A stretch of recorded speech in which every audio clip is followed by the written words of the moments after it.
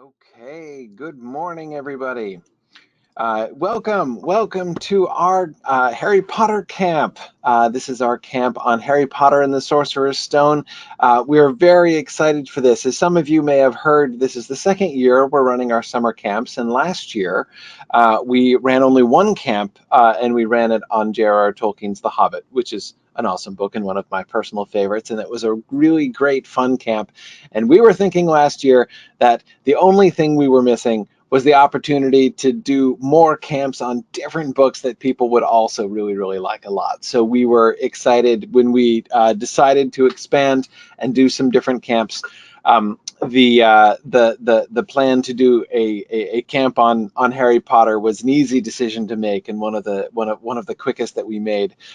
So I hope that you guys are going to enjoy our time this year. I should introduce myself. My name is Corey Olson, president of Signum University. I'm just starting in like everybody already knows who I am. Anyway, so I'm really happy to get our camps started here today. So let me introduce you to your teacher for this session, for this camp session, and that is Ms. Amy Trulin. So we'll bring Amy in here on her microphone and webcam, and then she'll be able to talk to her. Hi, Amy. How are you? Hi, doing fine. Good. So what I just wanted to draw your attention, those of you who are participating with us live, to a couple of things. We strongly encourage you to ask questions. One of the coolest things about this, of course, obviously, it's very cool to get to hear from Amy and to hear all of her thoughts about Harry Potter as we go through. But of course, we want to hear from you too.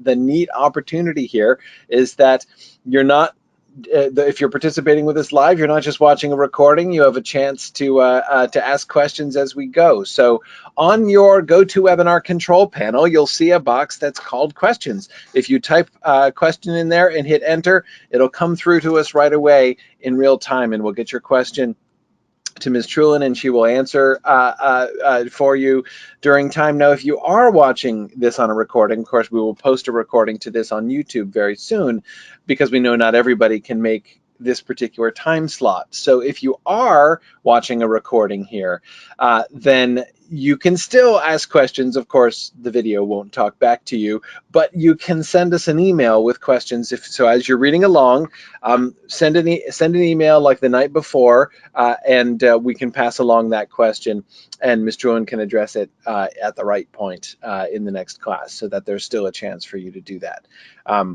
But there we go. So I will hand things over to Ms. Trulin to begin our fun discussion of Harry Potter and the Sorcerer's Stone. So thanks, everybody, and welcome to Hobbit Camp. Okay, thank you, Professor Olson. And I'm going to start by sharing my screen so you guys can see my slides. So just hang in there a minute here. All right. That should do it, I think. Somebody want to write in the, okay, somebody wrote the question box, I'm all good. Okay, so welcome to the Harry Potter and the Sorcerer's Stone camp.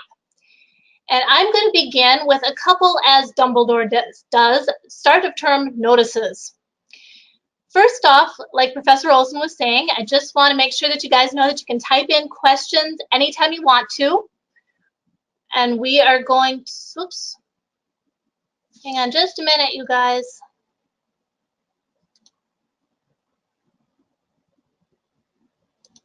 I'm supposed to be sharing a screen, and now I'm actually sharing the right thing. Very good. Okay. Those little mini problems that always come up at the beginning of one of these things. So what I was saying, I want to make sure that you guys know that you can send in questions if you want to, and you can watch the recordings later on if you have to miss one. We want to make sure that you guys know that too. I also want to make sure that you know that there are other activities that you can do. Many of you may be doing this through a library. Many of you may be working on this in your own homes. Your parents or your organizers will have a nice big program packet for you guys to use for different activities, journal questions, drawing prompts. Go ahead and do as much of those as you can. We want to make sure that your book becomes yours. Okay, We want to make sure that this is your camp, that this is something that you are active in and that you are participating in. It's really, really fun to be able to read a book, but it's even more fun to make it your own, to interact with it. Okay? So let's begin by talking about Harry before Hogwarts. We're going to start actually quite a bit before Hogwarts. Okay, we're going to actually start with the creation of the Harry Potter world. Okay, JK Rowling, the author of Harry Potter, as I'm sure most of you know, she grew up surrounded by books. And she started writing very, very early on. Her first book that she wrote was at the age of 6. Hang on a minute, you guys. I am getting a weird message here that my presentation notes are showing, which is really weird.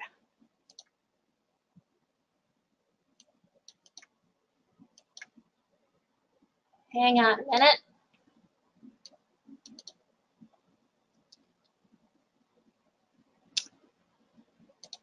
All right, well, we'll have to just do our best, won't we? I'm going to put these down lower so you don't see them. Okay. All right, well, we'll just have to do our best with this, won't we? Okay, so JK Rowling grew up surrounded by books, and she started writing really, really early. Okay, she wrote her first book at age 6. She wrote a novel at age 11. So you are never, ever too young to write. Read, read, read, and then start in writing. Okay, so keep that in mind. So J.K. Rowling, when she went to college, she studied French, she studied the classics. Think about, as we read through this book, where those show up. Where does Latin come in? I bet you guys know. Think about those spells. Okay? She first thought about Harry Potter when she was on a train in 1990, and this train got delayed. She didn't even have a pen to write down her ideas, and she was too shy to ask for one. She had to keep them in her brain. Okay, so she kept going over and over and over these ideas until she could get home and write them down. 4 hours going over these ideas. Later, she said that was the best thing for her. She had to keep going over and over again until she finally got it. Okay, she didn't complete the manuscript, though, until 1995. Life got in the way. Things happen, right? People pass away. Her daughter was born, but she kept at it.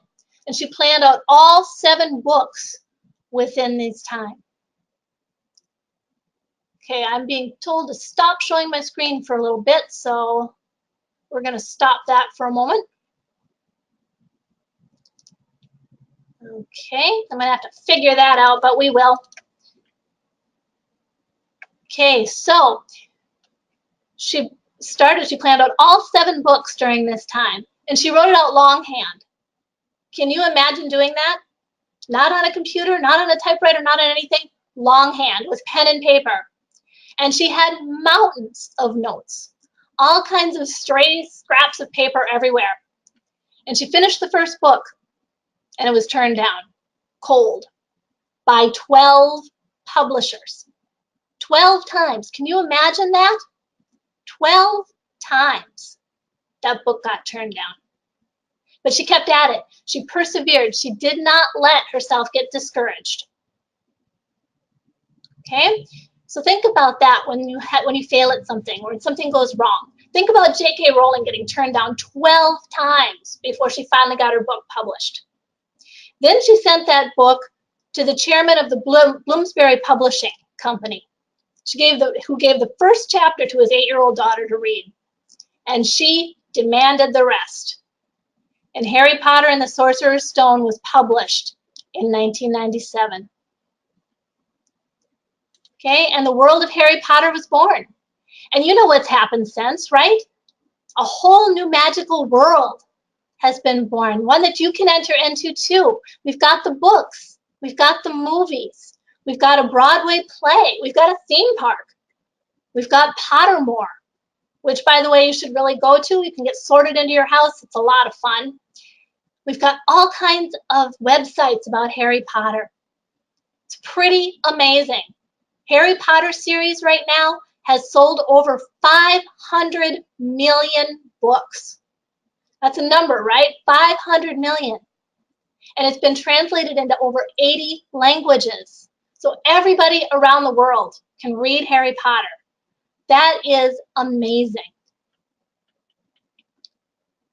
Okay, so what we're going to do in this class, we are going to look at some passages from the books.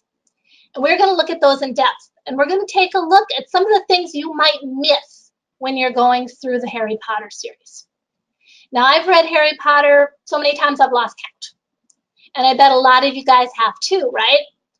If I could see you sitting in front of me right now and ask you to raise your hands, I bet if I asked who's read Harry Potter more than twice, every hand would go up. I bet if I asked who's read it more than 5 times, probably still most hands would go up, right? If I said over 10 times, yeah, maybe. But we've all read these books many times, or at least most of us have. But we've all missed things. That's what an extraordinary book does. When you have an extraordinary book, you can read it countless times and still see something new every single time you read it. I read it again to prepare for this class. I saw all kinds of new things. So we're going to get started looking at Harry Potter. And there's one thing else I want to mention to you guys before we start in. I am going to use the British version of Harry Potter.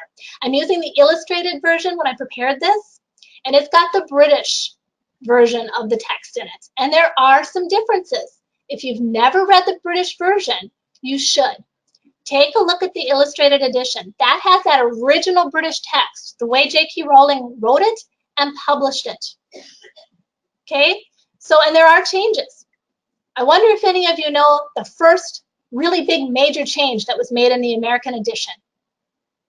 I'll give you a minute if you want to type it in.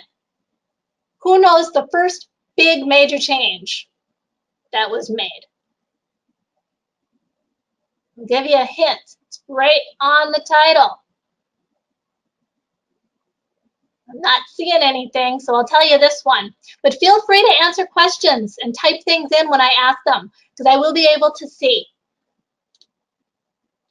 Oh, somebody got it. Yeah, the title. Exactly. The title is different. You know what it is? You know what originally was? Any ideas? It wasn't the Sorcerer's Stone. It was the Philosopher's Stone. Now, the American publishers, let's see, did somebody get that? Yep, somebody did. Cool. Good job. Now, the publishers in America, they thought, ew, philosophers. Is any American going to buy anything with the title philosopher? And they thought, maybe not. It just doesn't sound magical enough. So they changed it to sorcerers. But originally it was the Philosopher's Stone. And the Philosopher's Stone is what the Sorcerer's Stone in the book is really called.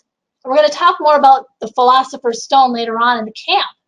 But I just wanted you to know that.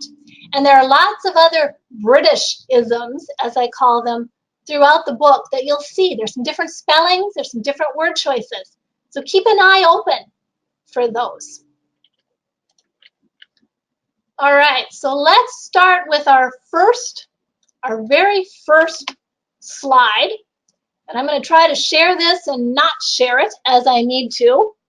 So we start out actually with the most non-magical people we could possibly meet. Okay, let me show you the slide. Somebody want to type in and tell me if you can see my slide? All right, thank you very much, Sharon. Okay, Mr. and Mrs. Dursley of number 4 Privet Drive were proud to say that they were perfectly normal. Thank you very much. They were the last people you'd expect to be involved in anything strange or mysterious, because they just didn't hold with such nonsense. So we have Mr. and Mrs. Dursley. A nice, normal family. Or are they? They try to be. It's very important to the Dursleys never, ever, ever to associate with anything that might seem abnormal to anyone. It's a matter of pride, in fact, that they present themselves well to all those around them. And other people's opinions mean a lot to the Dursleys. They don't want anybody to know their secret. They don't want anybody to know about Mrs. Dursley's sister and her family. They would be horrified if the neighbors found out about the Potters. What do you think? Is this a good thing? Is this a bad thing? They're trying to be normal. They're trying to fit in. They're trying to be the regular people on the street. They don't want anything to do with anything weird, anything imaginary, anything mysterious. We might think, oh, that sounds so awfully, awfully, awfully boring. But that particular life, that's not going to last long for the Dursleys. Notice what JK Rowling did here when she set this up, when she started with the Dursleys. She started with as non-magical people as you could possibly get. And then she dips them into the world of magic, the world of mystery, the world of weird things. Even though they think they are perfectly normal, they're in for a big surprise. And it started with Mr. Dursley's downhill day. What's the first thing Mr. Dursley sees when he leaves the house that next morning? What's the first weird thing that Mr. Dursley sees? You remember? Somebody go ahead and type it in. Yeah, that's right. A cat reading a map. How many times have you guys seen a cat reading a map? Maybe those of you with cats, maybe once in a while you think, that cat is really looking at something. But Mr. Dursley sees a cat reading a map, and then he says, absolutely not. That can't be right. No way. Cats don't read maps, right? Right? And then he wonders for just a minute. And then he forgets all about it. He's going to work. He's thinking about drills. He's hoping to make his very best deal that day. And then he notices something else as he drives into town. Remember what that is? What does he see as he's going into town and he's caught in traffic? Yep, owls. Somebody said owls. Yeah, definitely. Owls are acting weird. What else? People in cloaks. Exactly. Yeah, he sees all these people in cloaks. And this makes him angry, doesn't it? It's something that's not normal. And remember how Mr. Dursley prides himself on being normal. He's uncomfortable with all these people in cloaks. Oh, the get-up you see on these young people nowadays, he thinks. He doesn't understand it. It makes him uncomfortable, and it makes him mad. Really, really mad. But again, he's quick to forget. Now remember, Mr. Dursley, he's trained himself. He's trained himself to ignore anything that's unusual in the world. Anything mysterious, anything magical, he wants to ignore it completely. So he's quick to forget it. He puts his mind back on drills. He doesn't notice a lot of the owls swooping past his window all morning, too busy yelling at people and making deals, until he goes out for a snack. Hang in there a minute, you guys. I'm going to share my screen again. He goes out for a snack. And then something happens. People are whispering. They're whispering about the Potters. Harry. Mr. Dursley stopped dead. Fear flooded him.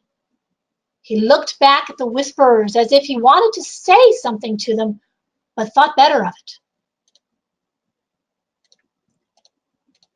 Oh, yes. Strange whispers about the Potters and their son Harry. What do you think he might have said to the whisperers if he'd have turned around and talked to them? What do you think? Why do you think he didn't? Was he too scared? Did he just want to keep ignoring this whole horrible thing? Now it's coming a little bit too close for comfort to him. He's uncomfortable. He's worried. He stops himself from calling his wife. No need to get her all worked up too. Tries to convince himself that he really doesn't remember his nephew's name anyway. A lot of people called Potter. Couldn't possibly be anything to do with us. Until he leaves work and runs into a man wearing a cloak. And this gives him a little bit of a startle. Because what does the man do? You remember? This man wearing a cloak, what does he do to Mr. Dursley? Somebody go ahead and type it in if you remember. Let's see, what do we got? Yeah, he tips his hat, but what else does he do? Something that really, really startles Mr. Dursley. He hugs him, exactly. Yeah, this small man in this cloak wraps his arms around Mr. Dursley and gives him a huge hug. Now, this is a man, Mr. Dursley, who doesn't like anything abnormal, who likes to have everything organized, everything planned, everything the same all the time. His routines, nothing mysterious. He gets hugged and he gets called a muggle. He has no idea what a muggle is, but he gets called a muggle. Goes home, still not going to tell Petunia anything, doesn't want to tell his wife a thing after this.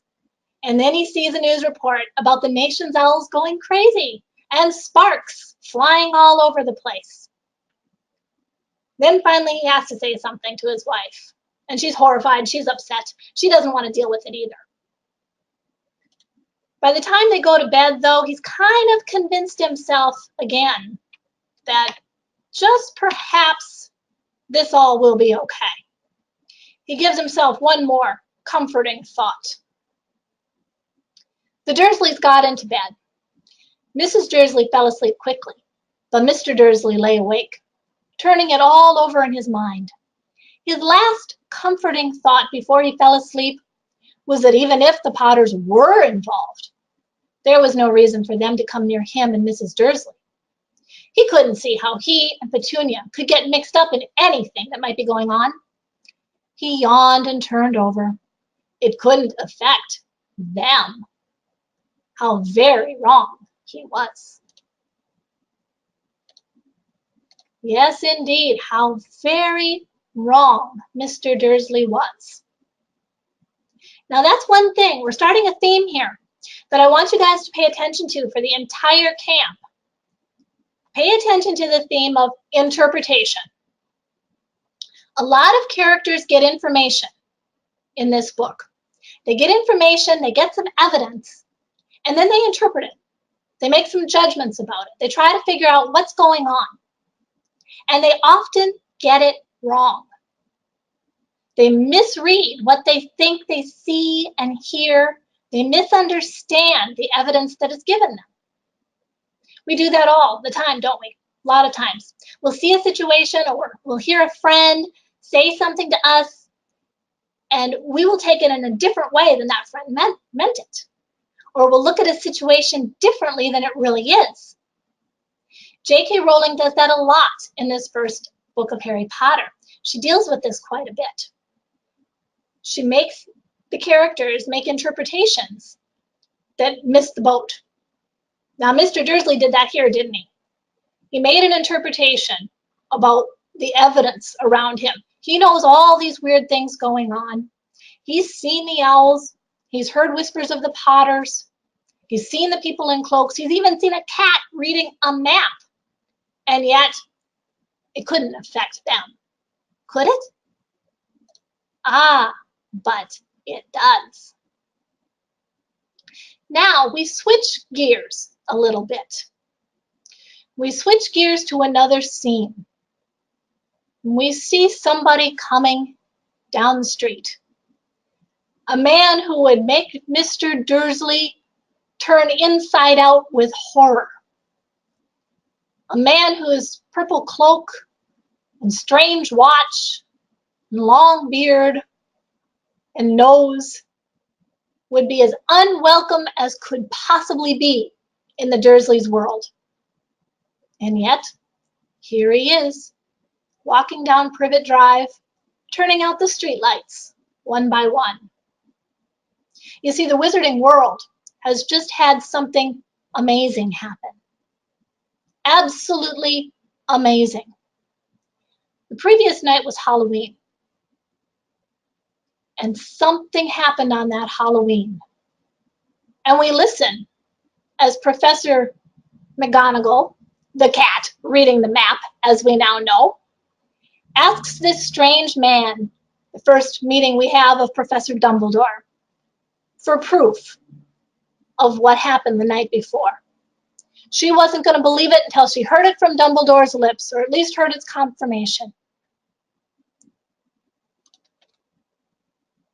And I'll share my screen with you one more time here. Excuse me for that. There it is. Professor McGonagall says, after she had asked about Voldemort killing the Potters, Lily and James, they're saying he tried to kill the Potter's son, Harry, but he couldn't. He couldn't kill that little boy. No one knows why or how, but they're saying that when he couldn't kill Harry Potter, Voldemort's power somehow broke, and that's why he's gone. Now that is pretty amazing. For 11 years, 11 years, some of you probably haven't been alive much more than 11 years, right? I don't know your ages, but maybe. For 11 years, Voldemort has held sway over the wizarding world. It's been a reign of terror, right? We find out more about that later. We don't know it right now. But he went to kill James and Lily Potter. Got them, but he couldn't get that little boy. What a mystery to start out this book. The greatest dark wizard of all time was broken by a 1-year-old little boy. And we're left to wonder right now, where's that little boy? What happened to him? Yes, and we're about to find out. Because somebody is about to arrive. Actually, 2 people are about to arrive. That little boy, Harry Potter, is on his way with a very special, memorable character that most of us have grown to love over the years. Rubeus Hagrid, better known as just Hagrid. And he drops out of the sky on nothing less than a flying motorbike. And he's simply too big to be allowed. If the motorbike was huge, it was nothing to the man sitting astride it. He was almost twice as tall as a normal man, and at least 5 times as wide. He looked simply too big to be allowed, and so wild. Long tangles of bushy hair and beard hid most of his face. He had hands the size of dustbin lids, and feet in their leather boots were like baby dolphins.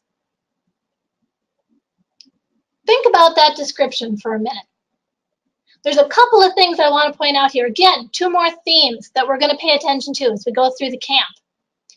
One of them is the difference between the way things appear and the way things are.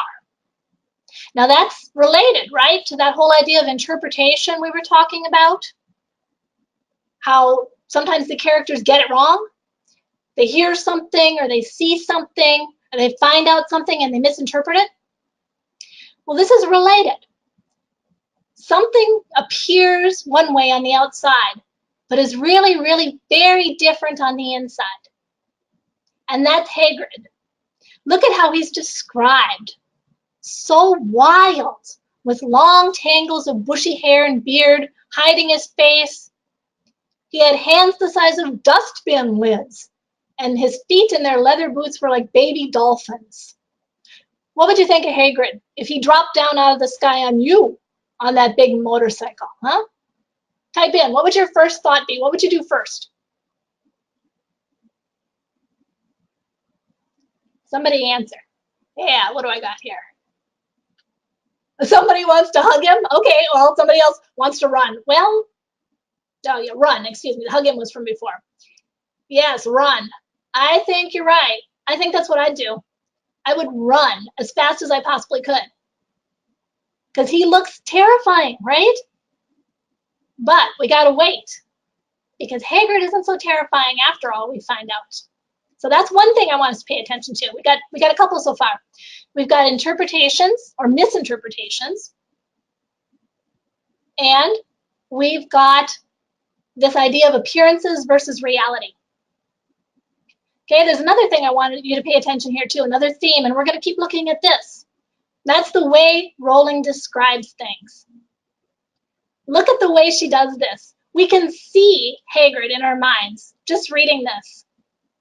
His leather boots, or his feet in their leather boots were like baby dolphins. That is a really kind of weird simile, right? It's a simile, it's a comparison that uses like or as.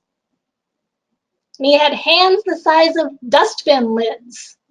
That's a comparison too. This one's a metaphor. It doesn't use like or as. Okay, so metaphor and simile. Rowling's really good at this. She can make us see through her words. She doesn't just tell us things. She shows us. And for those people who are writers or want to be writers, that's really important. We want to show our audiences more than just tell them about things. So we're going to pay attention to that too, those three things so far. Okay, so Hagrid drops out of the sky, and he's got little Harry with him, sound asleep in his arms in a blanket. Harry has absolutely no idea what's going on around him. He's just a one-year-old boy, after all. And yet, here he is, landing in front of his aunt and uncle's house on a big motorbike with essentially a giant.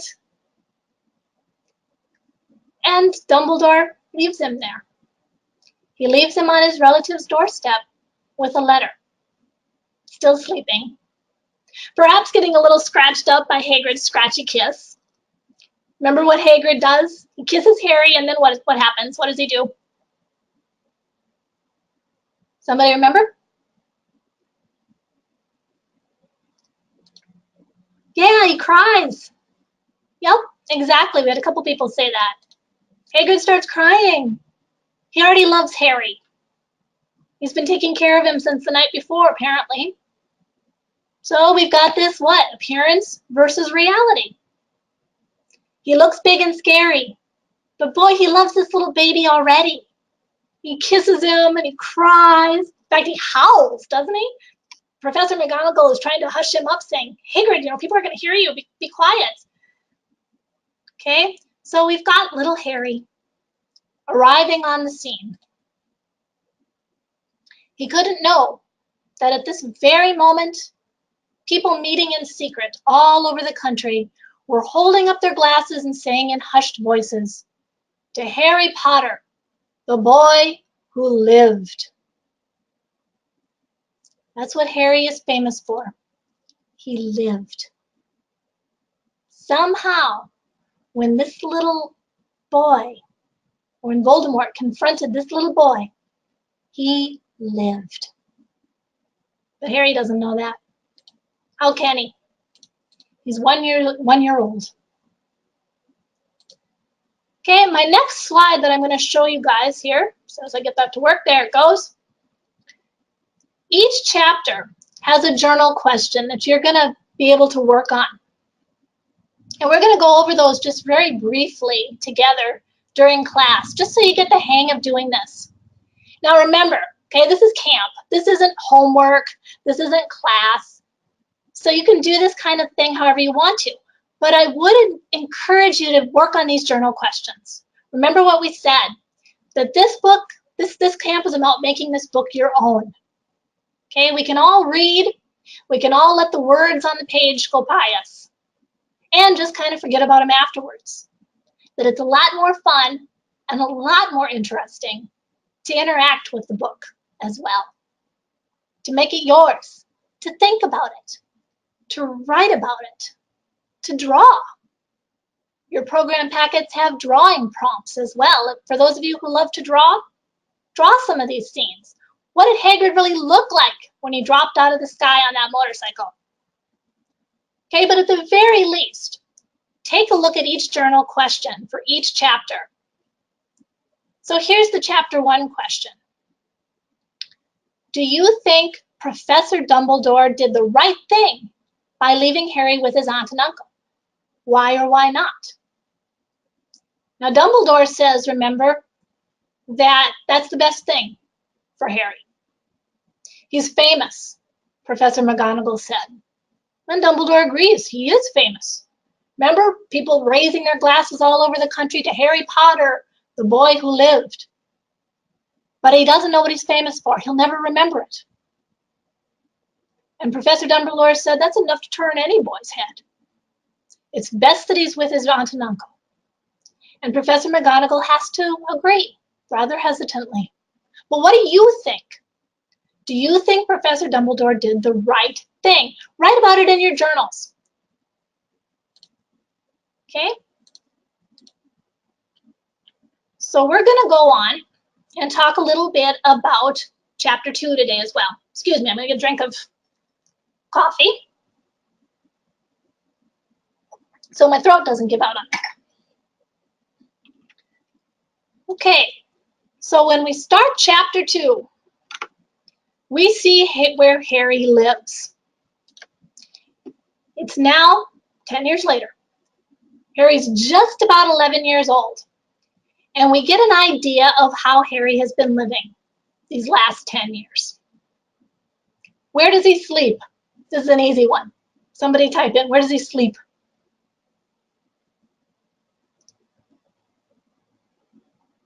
See how quickly you can type in. Yeah, under the stairs, in a cupboard. A little cupboard under the stairs filled with spiders. I don't know about you guys, I would not want to sleep in a cupboard under the stairs filled with spiders. He wears his cousin Dudley's old clothes. He deals with bullying a lot from his cousin and his aunt and uncle. We see Petunia Dursley, his aunt, banging on his door, yelling at him to get up right away. He's taken a lot of abuse over those 10 years. And yet, we can see that he's turned out to be a pretty decent kid. Surprisingly, perhaps. So I'm going to show my screen again here. Harry was used to spiders because the cupboard under the stairs was full of them. And that was where he slept. Harry sleeps under the stairs. He rarely gets birthday presents. He doesn't get to go anywhere. It's a pretty sad life. And we compare it with his cousin, Dudley. It's Dudley's birthday this day that Harry wakes up in his cupboard under the stairs. And Dudley, as we see when he goes into the kitchen, has 37 presents on the table and around the kitchen because they don't all fit on the table. I mean, that's 37 presents, right? And what does he do? Dudley, he has 37 presents, but what does he do about it? Is he grateful? How does Dudley respond to that mound of birthday presents? Yeah, he complains that it's less than last year, right? Oh my, I have fewer presents than I had last year. Uh-oh. And he throws a temper tantrum. Absolute temper tantrum. Crying, fake crying. Remember, Harry says that Dudley hasn't really cried in years. But he knows that if he pretends to cry, he'll get his way. And sure enough, that's exactly what happens, right? 37 presents. Dudley throws a fit. And all of a sudden, his mom is what? How does Petunia respond to her son's temper tantrum about not having enough presents?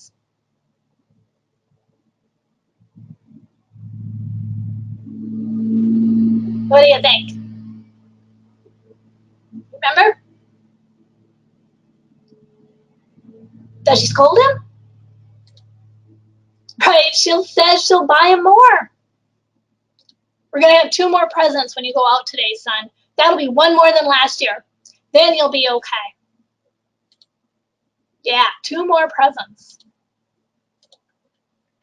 Okay, so we have one of these situations here. We have a really big contrast between Harry and Dudley. We have somebody who has nothing. That's Harry, of course. Sleeps under the cupboard or under the steps. Wears Dudley's old clothes. Has his glasses held together by tape because Dudley hit him so many times. And a boy who has everything. Everything that he could possibly want. And yet, look at the other contrast. Harry turns out to be very kind, very thoughtful, very self-giving. And look at what Dudley's like. Spoiled, vengeful, throws a temper tantrum to get his way. And that leaves us to question, how does Harry manage to turn out how he did? I'm not going to answer that question, but I want you guys to think about it. How come Harry ends up to be the person that he is? When he's been mistreated his whole life, when he's been kicked around by his cousin, by his aunt and uncles, his whole life, how did he turn out to be Harry? You guys think about that a little bit. Now, Harry, he does not know who he really is. His aunt and uncle do not want him to ask questions. The only thing Harry liked about his own appearance was a very thin scar on his forehead, which was shaped like a bolt of lightning. He had had it as long as he could remember.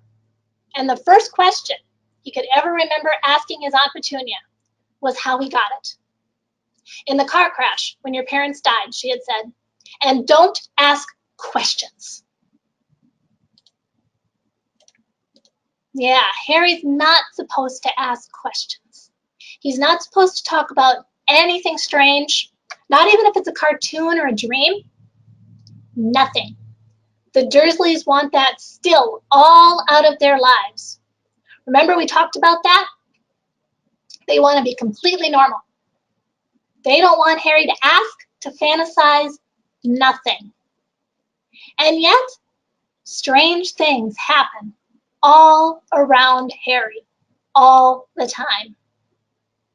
The problem was, strange things often happened around Harry. And it was just no good telling the Dursleys he didn't make them happen. Remember what happens? We have quite a few things. Remember when he has his hair all cut off?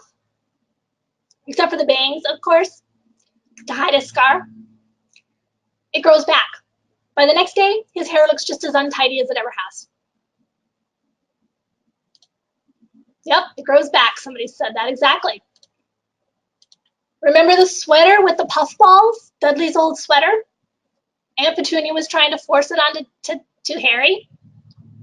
Nope, it kept getting smaller and smaller and smaller. It shrunk, it shrunk, it shrunk till it didn't fit. Thankfully, Aunt Petunia thought that happened in the wash. Something strange. Remember the time he ended up on the school roof? He was trying to get away from Dudley's gang.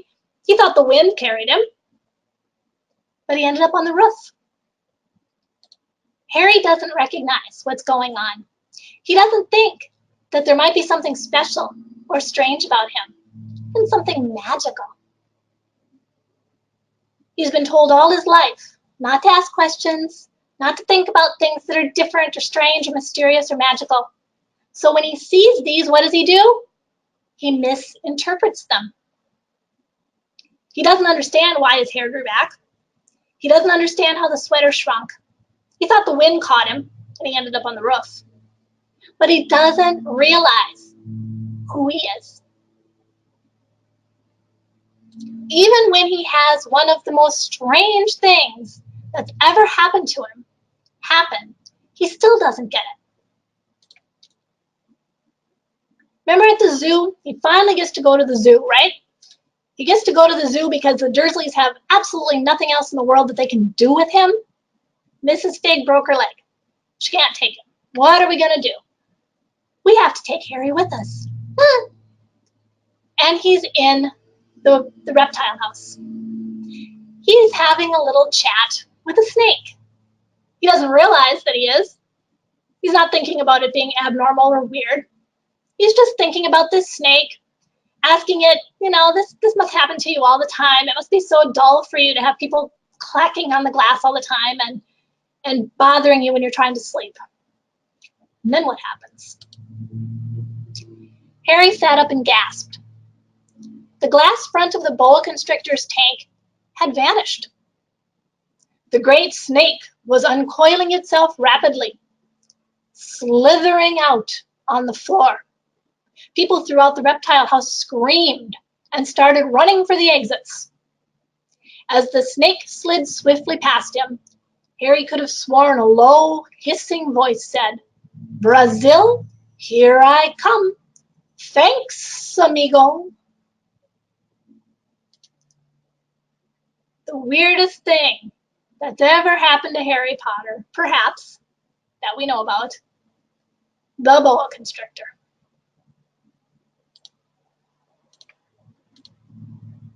Everybody is bewildered. Do you remember why this happened?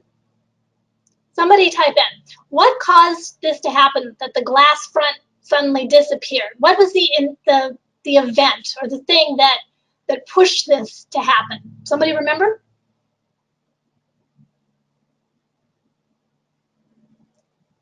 What do you think?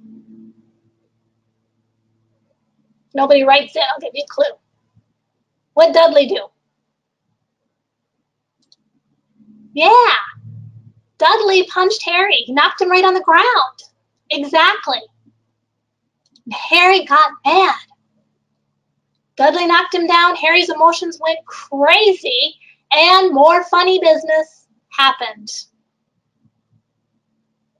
Everybody's shocked.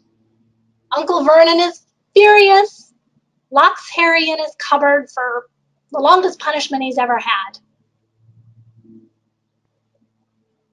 Okay, so let's go to show you the next journal question here. Hang on a moment.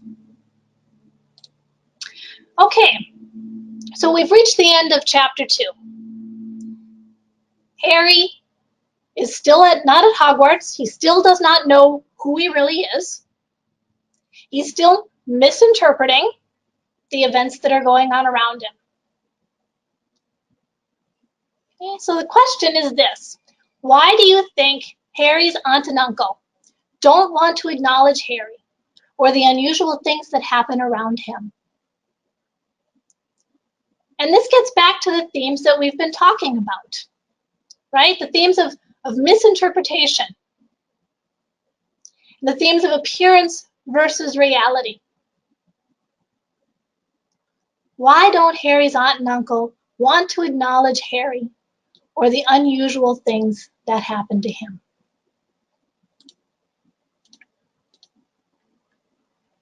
Okay, we've got some time for questions yet. I'm going to leave a little bit of time at the end of each class, if possible, to take some questions from you. So I'm going to open up the floor to you guys. If you've got a Harry Potter question, I will try to answer it. And if I can't answer it today, I will note it down and I will look it up and do some research. So I'm going to throw this out to you. What kind of things really strike you in this chapter, these 2 chapters that we talked about today? What especially stands out, and what questions do you have about these 2 chapters or even about Harry Potter and his world?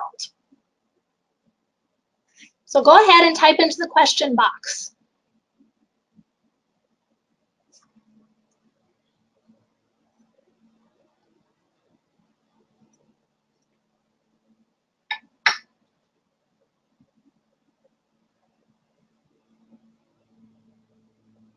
Wait for a couple minutes here in case people are typing.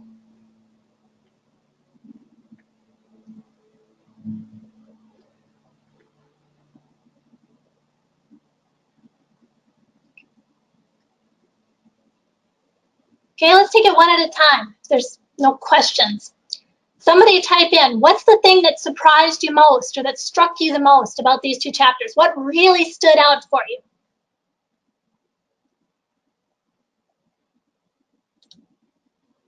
Oh, why does he get swept up to the roof by the wind? Good question, Carrie Ann. Okay, remember, Harry's magic. right? He doesn't realize that he can do really fantastic special things. So Dudley's gang, they're chasing him. He really, really, really wants to get away. He's scared. He's probably angry, right? Somebody's chasing you, you're going to be a little bit ticked off about it. So he takes this flying leap and he thinks, okay, if I can land at least on the other side of the garbage cans, I'm going to be safe from these guys. He doesn't, though. He ends up on the roof of the school. Instead, Harry's magic kicks in. Just because he doesn't have a wand yet doesn't mean he isn't a wizard. He is. He can do magic. He can't control it yet, but he can do it. And he does. When he's scared or when he's angry, he does magic. And that's what happened. That's how he got on that roof. He didn't intend it.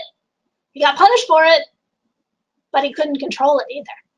He had to get away from that gang. Good question. What else?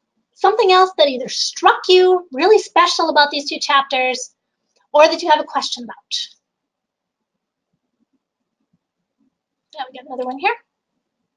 Okay, if Harry was really that skinny, could the wind actually affected him? Well, that's a good question. Remember, though, that it wasn't really the wind. It wasn't the wind. That was Harry's excuse, right? Remember, he's been trained to think all these years that there's nothing abnormal. Nope, the Dursleys will not let that happen. There's nothing mysterious out there. There's nothing abnormal. There's nothing magical. Can't possibly be. So if he has to leave that explanation off, he's got to think of something. So he thinks about the wind. He thinks, well, it must have been that. There has to be some rational explanation for what happened. It must have been the wind. But you're right. The wind couldn't have carried Harry way up on top of that building. It needed to be something else. It needed to be magic. Okay, other questions, comments?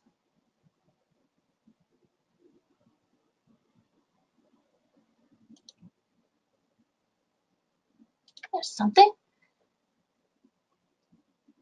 Why didn't the ministry go after Harry for underage magic? Good question. Good question. I'm sure most of us have read the book, right? So I'm not going to be real concerned about spoilers. Or I should say perhaps books, as in all 7. Most of us probably have. Okay, so what the questioner is asking here is, how come the Ministry of Magic, they're so concerned that underage wizards, those under 17, don't use magic outside of Hogwarts? Why didn't they go after Harry, who's underage, for using magic? Well, that's because Harry doesn't have a wand yet. The ministry understands that children who don't go to Hogwarts yet, who are under 11 and haven't started their magical educations, the ministry understands that sometimes they can't control their magic. That's just what happens when kids are kids. They get upset, they get frustrated, they make magical things happen, but they can't control it. Now, would you like to get punished for things that you can't control? I don't think any of us would, right? No, that's out of our hands. We can't control that magic.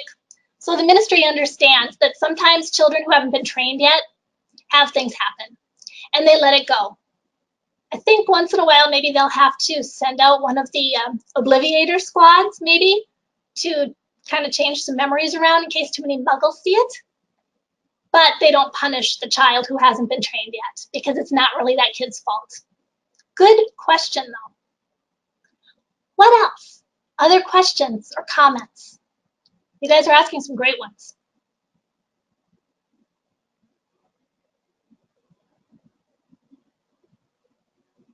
Is there anything that disturbed you in these couple of chapters? Things that bothered you, maybe? You could write that in if you like to, or write it in your journals. What made you mad? Was there anything?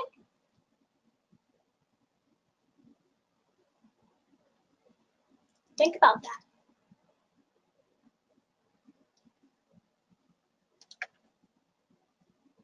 Here's another question.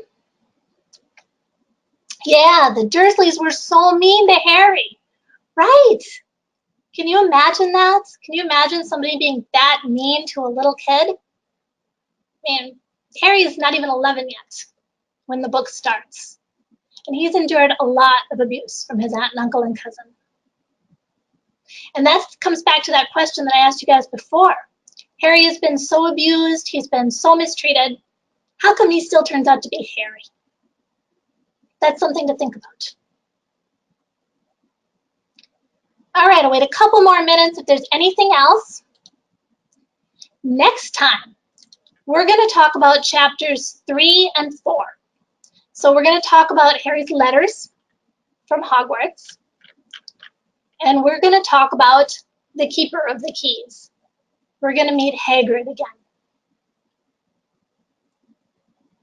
Oh, one more question coming in. Why didn't Dumbledore help Harry? That is a really, really good question, Erica. In fact, that one's kind of a hard one to ask, right? Remember, Dumbledore said that Harry would be better off in the non-magical world, in the Muggle world for a while, with his aunt and uncle, away from all the fame, away from all of whoops, lost my word, didn't I? Away from all the fame, away from everything that could turn his head, as being famous can. But why didn't Dumbledore help him? That's a good question. I think myself, it has something to do with building Harry's character, building up who Harry is. We're going to talk about that more throughout the books. So I want you to hang on to that question for the rest of this book and see if you can answer it a little bit better by the end. The rest of you too, hang on to that question. See if you can answer, why didn't Dumbledore come to Harry's aid right away from the very beginning? What was he doing? What was he trying to instill in Harry? Okay, excellent question. All right, well, if there's nothing else for today, not sure if Professor Olson wants to come back in or if we'll just end for the afternoon.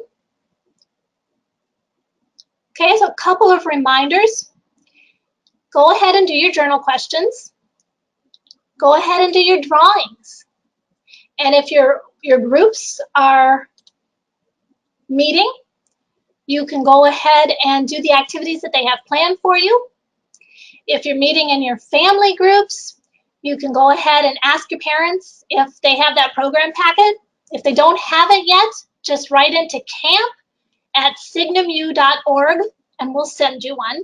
So that's camp@signumu.org and we'll send you a packet. All right, you magical people.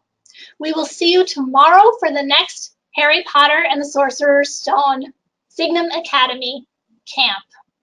Thanks so much.